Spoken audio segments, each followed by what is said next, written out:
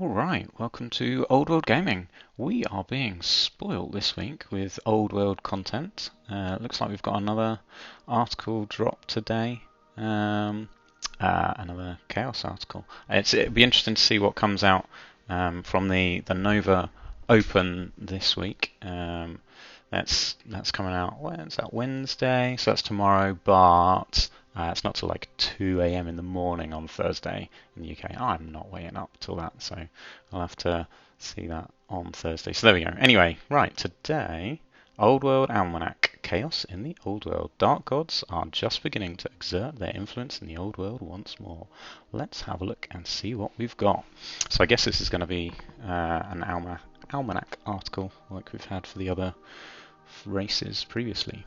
So let's jump in. The Warriors of Chaos are the latest faction to enter Warhammer the Old World. These implacable ironclad barbarians have been absent from the affairs of man, elf and dwarf for a few centuries, the machinations of the dark patrons thwarted for the time being. But as the empire of man falls into infighting and civil war, a power vacuum emerges into which black armoured boots will tread once more. Once again, Warhammer Community has journeyed into the Chaos Wastes to seek the wisdom of the Old World seers, JTY and Danny, and find out what the followers of the Ruinous Powers have been up to since Bellicor made his ill-starred bid for power in wartime. I love a good wartime drop. What's this star about JTY and Danny, the Old World seers? Let's have a quick look. One tells only the truth, the other only speaks lies. Interesting. I doubt that's true, but there we go. JTY. Chaos in the Old World is not like it is in the Mortal Realms or in the 41st Millennium. We're focusing on Chaos Undivided rather than on the followers of specific gods. Interesting. The four distinct powers you see in Warhammer Age of Sigmar are indicative of Chaos Victorious, whereas Undivided is in a sense more chaotic. It harks back to the proto-chaos of old Warhammer before the individual gods started appearing. The voices of the individual gods are less clear during this time. They don't have their own devoted followers, and their demons aren't abroad. Instead, we're dealing with the writhing mass of chaos undivided. That's interesting.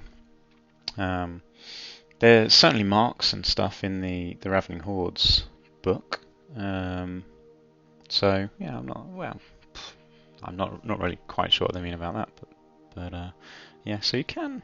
I don't think there's anything preventing you in the Ravening Hordes from doing like a fully themed Nurgle or Slanesh army. But there we go. Alright, let's carry on. Chaos is definitely weaker during this time period, but it's building up towards a time in which it becomes strong. We've compared this time period in the past to the Horus Heresy. What Horus and Erebus really achieved was to reintroduce chaos into the galaxy after the Emperor had all but wiped it out. The same thing hasn't quite happened in the Old World, but the 11th Everchosen didn't get to ascend to his position because he'd been possessed by Bellicor. That single event derailed the great game of the gods for centuries, weakening their grasp on the Old World. Interesting. Yeah, it'd be good to get the background of what's been going on. I probably will get this Arcane Journal and find out some more. All right. So where are we at? Danny. The gods have been biding their time. What's a few hundred years in the lifespan of such a being? It's only the actions of Azavar Kull, the 12th Everchosen, which then put the game plan back on track. Because his predecessor, Cardan the Gloried, was not allowed to do what he needed to do, it left a gap. During that time, the enemies of Chaos fought back, leading to a lull. That lost power is now creeping back into the world. JTY. The shadow of Chaos had receded across the world, but the threat is looming once more, and warbands are on the march. The northern marauders still raid, but they are barbaric warriors whose gods do not necessarily have their names spoken loudly. We've brought back references to the totemic animals such as the carrion crow and the great eagle. That speaks to a deeper understanding of chaos that the shamans and sorcerers might have, but which regular tribesmen lack. It wouldn't be acknowledged head-on that a certain tribe is worshipping corn, for instance. Okay, yeah, it'd be very interesting to see what they mean by all this. The business of chaos has continued, of course. There are still champions doing battle at the top of the world. There are still warbands that roam the chaos wastes and tribes in the Shadowlands. There's enough going on to keep the gods busy, and now there are whispers slowly drifting down from the north of this great chieftain.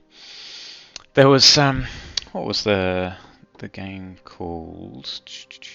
Path to Glory. Yes. Was that was? Did that come out in 5th edition? Was that right at the end of 5th edition, Path to Glory? I think it probably was.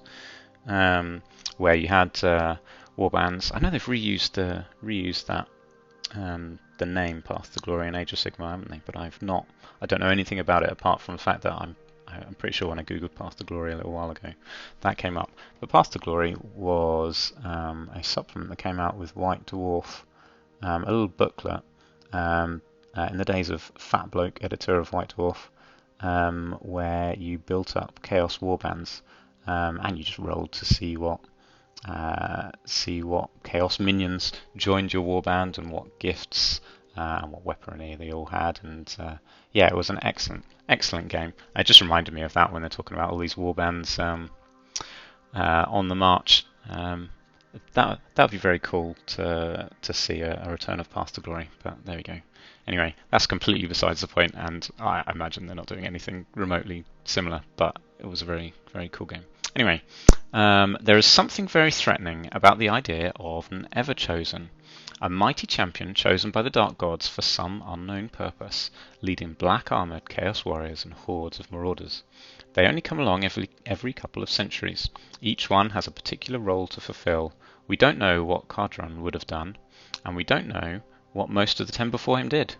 Asavar Kull is significant because he sets the stage for Archaon, who was always going to be the one that destroy the world. Wait, what number was Archaon? So Asavar Kull's the 12th, so Archaon was the 13th. Yeah, makes sense, I guess.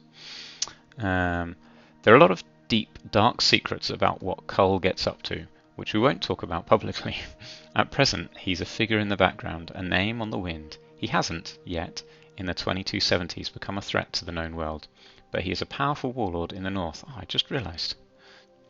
They've confirmed that the world gets destroyed, so we know that this isn't going to be, well, at the moment, this isn't going to be some sort of alternate timeline where the end times never happens. So that's interesting. So the end times currently in their thinking, but I guess this could be retconned in the future if they change their minds. But currently, the end times is going to stay canon. There you go. That's a good little insight. Danny, he's still gathering his forces and adventuring around the wastes, doing his thing and earning his blessings. JTY, but before him, you get the rise of his lieutenants in different parts of the world. And before that, you get the rise of their lieutenants, which is where we start with this arcane journal, with Friedel the Chainmaker, one of the 2 characters in this book. This is really interesting. I like that there's a narrative that they're following. So there'll be a narrative around Asvar Kull, a narrative around the rise of his lieutenants, and a narrative a rise of their lieutenants, which is in this arcane journal. So there's at least a 3-tiered approach to the kind of chaos rising narrative that we're going to see in this edition of Old World. So that's very cool. It's like with Storm of Chaos, in fairness, they did a similar thing. As you followed, what was his name? It was on the tip of my tongue just a second ago. The reincarnation of Sigmar, the blacksmith kid with the 2 hammers. Why has his name gone out of my head? I'm going to remember now in a second, but there we go. Because you had him as Valton. There we go, Valton, the chosen of Sigmar. So first you got a profile of him where he was literally just like some blacksmith with 2 hammers, and was like an 18-year-old kid. And that came out in a White Dwarf with the kind of backdrop around the Storm of Chaos, or things were starting to happen around the world, and then that built up over a number of White Dwarves, and then you got a version of Valton where he was on mounted on a horse. And did he have Galmaraz at that time? He might have had Galmaraz. And then you get the final version of Valton when he goes up to battle Archaon, and he's got an elven steed and Galmaraz and dwarven armor and all that kind of thing. So you had this kind of tiered approach. As the narrative built, you got new versions of Valton to use in your games. So it seems like they're going down a similar path here with just moving the narrative on a bit at a time. By building up from the lower lieutenants through the next level up, and then to the to Asvar Kull himself. So yes, that'll be really interesting to follow that along. I really like that kind of thing. Friedel is featured in the narrative, and she is joined by a returning character, Golrock the Great Drake. He's perhaps the first great dragon to fall to chaos, turned in a battle alongside the High Elves many years ago. Yeah, because he was a High Elf. He was a High Elf dragon that got possessed by a greater demon of Tsench. So yeah, there we go. So cool to have him back. There are other Chaos champions you might recognise in operation in this time period too. Arbal, the Undefeated. What did he used to ride? Like a giant flesh hound, wasn't it, or something like that? He's known to have been involved in the Siege of Prague, for instance. Okay, so this is another Chaos champion, Arbal the Undefeated. So in the Siege of Prague, you'll get Arbal the Undefeated. I reckon, I've mentioned this before in previous videos, but I reckon the Siege of Prague will be a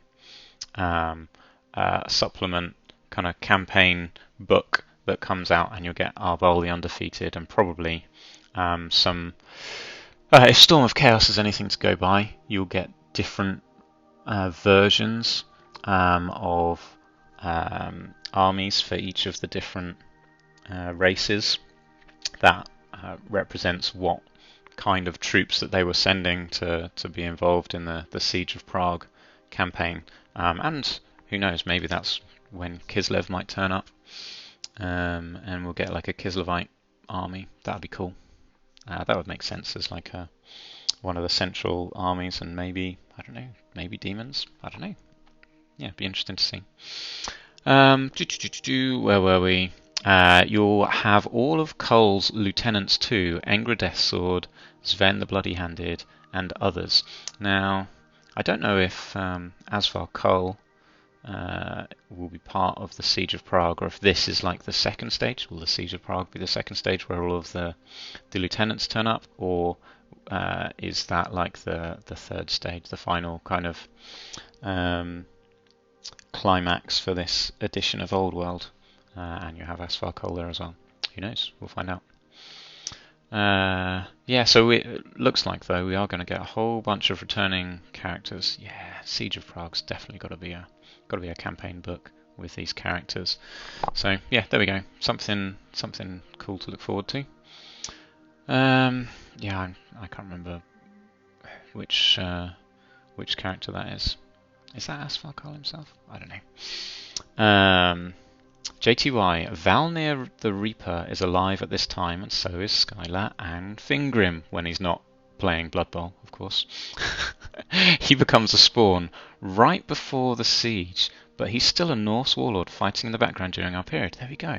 So maybe you'll get Skylar and Fingrim as a Norse warlord with his rules in kind of a mid stage, I guess, unless he's in the Arcane Journal. Did we get told? We've been told Friedel and one of the two characters in the book, Golrock, is the second one.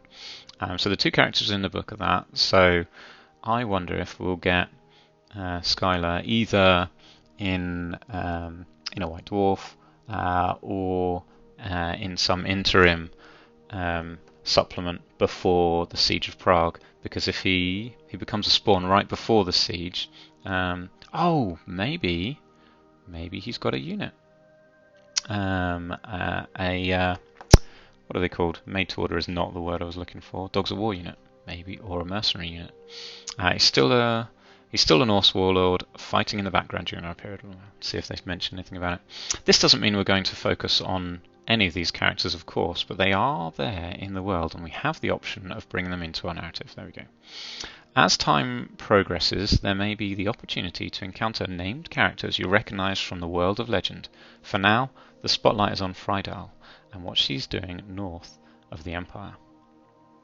There we go. Cool, let's see what this says. The Old World Almanac will return on Thursday with a closer look at what's in the pages of Arcane Journal, Warriors of Chaos. We're going to get a couple of things dropping on Thursday, then if we're getting the Nova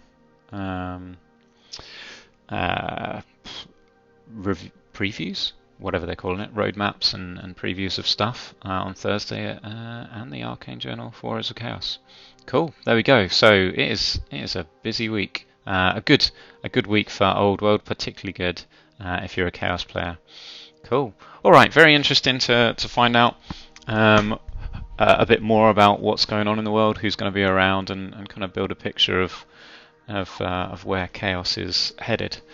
Cool. All right, well that was interesting. Hopefully you enjoyed that. Thanks for watching, and catch you again in the next video.